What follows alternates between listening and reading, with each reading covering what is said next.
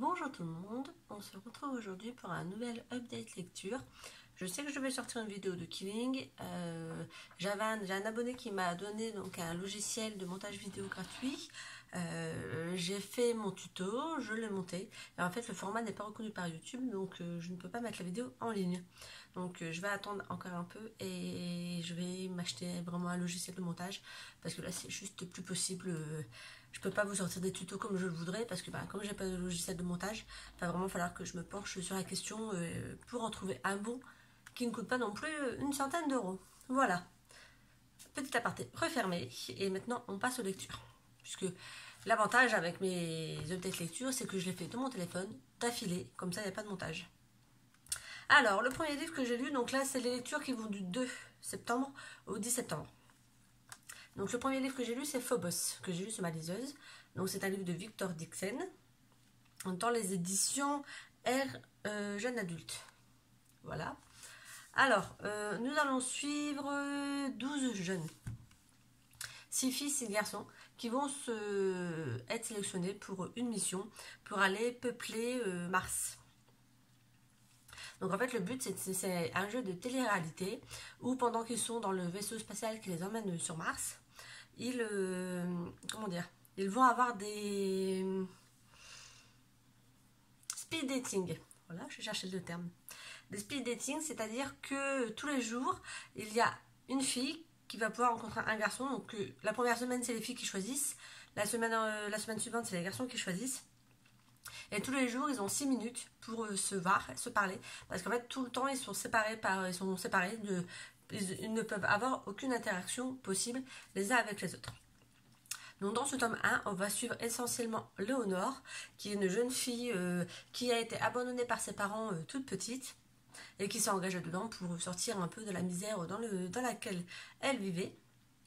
Et en fait, il va y avoir plein de péripéties, il va y avoir du suspense, il va y avoir des disputes, parce qu'être enfermé comme ça, avec 6 filles pendant plusieurs semaines, voire plusieurs mois, c'est un peu compliqué. Et sachant que tout est filmé, parce que c'est un jeu de télé-réalité, donc la condition pour qu'ils puissent être sélectionnés, c'est que à partir du moment où ils sont envoyés dans l'espace, jusqu'à la fin de leur vie, ils sont filmés. Et en fait, voilà, c'est une télé-réalité pour toute la vie. Et donc la fin du tome 2 elle s'arrête sur un suspense, sur un dilemme je dirais même. Et donc je suis pressée. La fin du tome 1 pas du tome 2, n'importe quoi. La fin du tome 1 s'arrête sur un dilemme. Et donc je suis pressée de lire le tome 2 pour voir comment ils vont s'en sortir. Mais ce sera pas tout de suite parce que comme vous le savez, j'ai une pile à lire à respecter. Enfin j'essaye. Ensuite, après avoir lu Phobos, j'ai lu Une fille comme elle de Marc Lévy, dans les éditions Robert Laffont et Versilio. Je ne vous ai pas dit pour Phobos, j'ai mis la note de 4 sur 5. Donc, ce livre-là, il est pas mal. Je l'ai lu en 2-3 heures. Il fait 384 pages. Mais c'est écrit assez grand. Je pense que vous allez voir que c'est écrit assez grand. Donc voilà, donc il va vite à lire. Donc on va suivre l'histoire de Chloé, de Sunji, de Deepak et d'autres. Donc en fait Deepak est liftier, donc en fait c'est lui qui fait fonctionner l'ascenseur. C'est un ancien ascenseur à manivelle dans le logement de Chloé, dans l'immeuble de Chloé. Et on va suivre également Deepak qui arrive directement d'Inde et qui est le neveu de la femme de Deepak. Sauf qu'en fait, sa femme ne l'a jamais vu. Voilà, il a juste demandé, parce que par rapport aux attentats, etc., c'est de plus en plus compliqué d'accéder aux États-Unis. Donc en fait, il a juste demandé à sa tante de se porter garant pour qu'il puisse venir. Et en fait, il va y avoir toutes des péripéties par rapport à sa venue, par rapport à l'immeuble dans lequel Deepak habite. On va suivre donc de fond l'histoire de Chloé et ce qui lui est arrivé. En fait, j'ai trouvé celui-ci assez, enfin, pas assez, mais sympa, dans le sens où chaque chapitre, on suit une personne différente. Donc, une fois, on va suivre Deepak, une fois, on va suivre Sanji, une fois, on va suivre Chloé. Il y a des flashbacks dans le passé, donc voilà, l'écriture était sympa, facile à lire, agréable. Donc voilà, je lui ai également mis la note de 4 sur 5. En même temps, je suis souvent généreuse avec mes livres, avec mes notes. Voilà, donc je l'ai trouvé sympa et je vous le conseille si vous ne l'avez pas encore lu. Ensuite, j'ai j'ai écouté. Tu comprendras quand tu seras plus grande de Virginie Grimaldi. Je suis désolée, il y a des reflets avec le soleil. On va pas se plaindre, il y a du soleil. Un audiolib que j'ai emprunté à la médiathèque. Alors de base, je suis pas super fan des livres audio parce qu'en fait, je lis plus vite en format papier que ce que j'écoute. Parce que j'ai un rythme de lecture très, très conséquent. Mais en fait, je l'ai mis sur mon ordinateur avec mes écouteurs. J'ai joué, enfin j'ai fait autre chose sur l'ordinateur, mais des choses où j'avais pas besoin de réfléchir en écoutant cette histoire.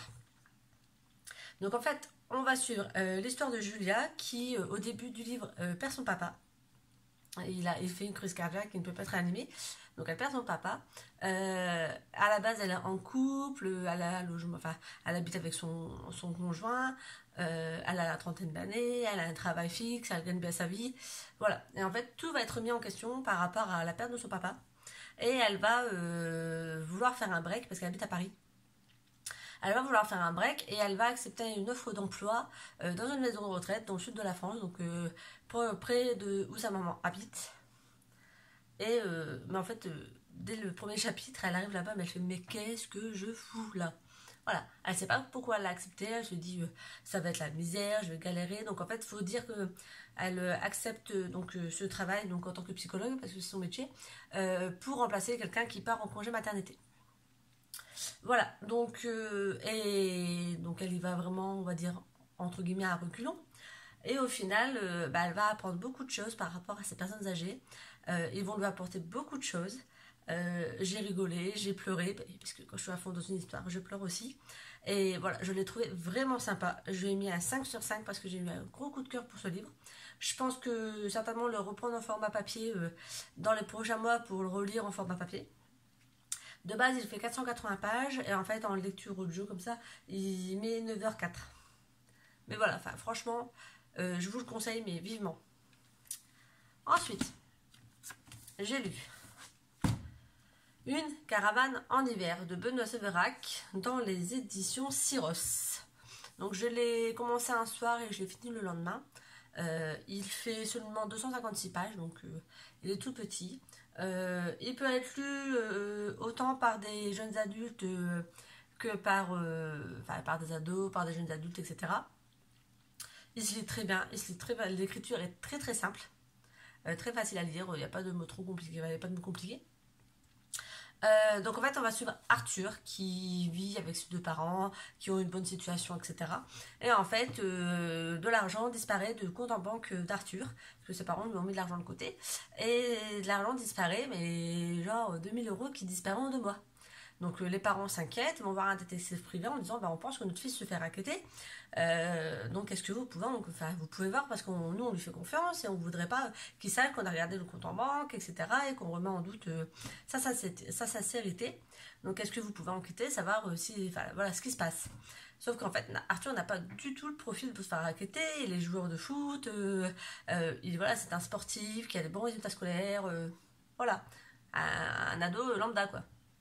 Donc le détective va le suivre et en fait il va voir que Arthur s'en va, déjà pour reprendre l'argent dans le portefeuille de sa mère et s'en va vers une caravane, donc il le suit et en fait il va découvrir qu'Arthur aide des réfugiés syriens, donc Adnan et sa mère. Alors, en fait la maman d'Adnan est malade au début du livre et en fait il donne de l'argent à Adnan et il va chercher des médicaments pour essayer de guérir la maman. Et donc de là, le détective va en parler aux parents. Donc les parents vont savoir qu'il vient en aide à des réfugiés. Et en fait, ils vont pas avoir tous les deux la même réaction.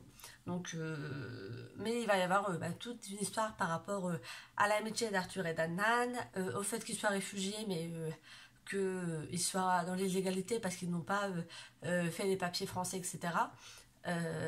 Au fait qu'ils fuyaient leur pays et donc aux représailles qu'ils peuvent avoir.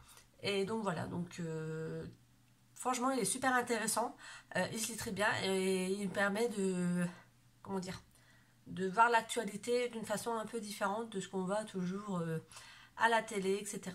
Donc je vous le conseille, je lui ai mis la note de 4 sur 5. Et comme je vous disais, il fait 256 pages, donc il va très très vite à lire. Et pour finir, oui, 5 livres cette fois-ci. J'ai lu, donc pareil, je l'ai commencé dimanche soir et je l'ai fini hier, donc là on est mardi. Le tome 1 de Frigel et Fluffy. Donc oui, je sais, je ne l'avais pas mis dans la pile à lire. Sauf que quand je me suis rendue, donc j'ai relu mon défi lecture et je devais lire un livre avec des zombies. Et clairement, c'est pas trop mon dada, les bouquins genre Walking Dead, etc. C'est pas du tout mon kiff.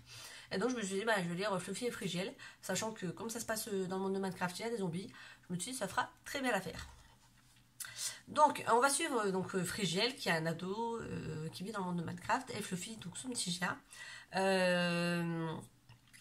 Au début du livre, Frigiel fait la fête dans son village avec les personnes, avec son grand-père, etc.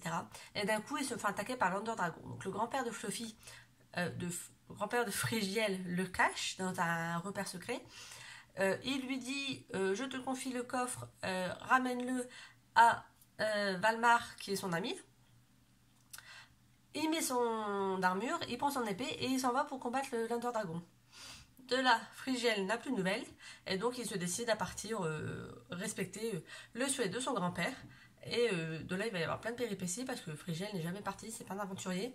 Donc il va devoir aller retrouver Valmar, mais il va y avoir des embûches sur sa route.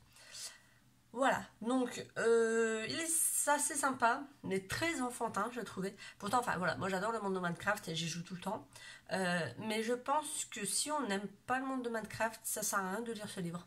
Parce que ça vous intéressera pas. En fait, après c'est sur le monde de Minecraft, donc c'est normal. Mais il n'a pas, entre guillemets, d'intérêt à proprement parler si on ne connaît pas Minecraft. Comme ça c'est dit. Je lui ai mis la moyenne, donc 2,5 sur 5. Mais voilà, ça n'a pas du tout été un coup de cœur. Je vais lire la suite quand même. En fait, c'est des livres que j'ai offert à mon mari pour son anniversaire ou pour Noël, je ne sais plus. L'année dernière parce qu'il les voulait, étant donné que lui aussi est fan de Minecraft. Sauf que, bah voilà, moi j'ai pas super méga adhéré. Donc, il y a des illustrations assez sympas. Enfin, c'est sympa. Voilà, il y a des bouquins, enfin, il y a des passages où il y a des illustrations qui sont faits par Thomas Frick. Sachant que le livre a été écrit par Frigiel, donc Frigiel c'est un youtubeur qui joue essentiellement qui joue à Minecraft, et par Nicolas Digard qui l'a aidé dans la conception de son roman. Voilà, donc il fait 304 pages et comme je vous ai dit, je lui ai mis une petite note, une petite moyenne, parce que ça n'a pas été... Waouh, je m'attendais à mieux. Donc voilà, c'est tout pour aujourd'hui, c'est déjà pas mal. Donc il me reste encore beaucoup de livres à lire pour ce mois-ci. Donc hop, voilà ma pile à lire. Et donc voilà, il me reste encore de quoi faire. Et on se retrouve dès que j'ai mon logiciel de montage vidéo pour pouvoir vous mettre la vidéo que j'ai tournée. Et pour la suite de mes lectures la prochaine fois.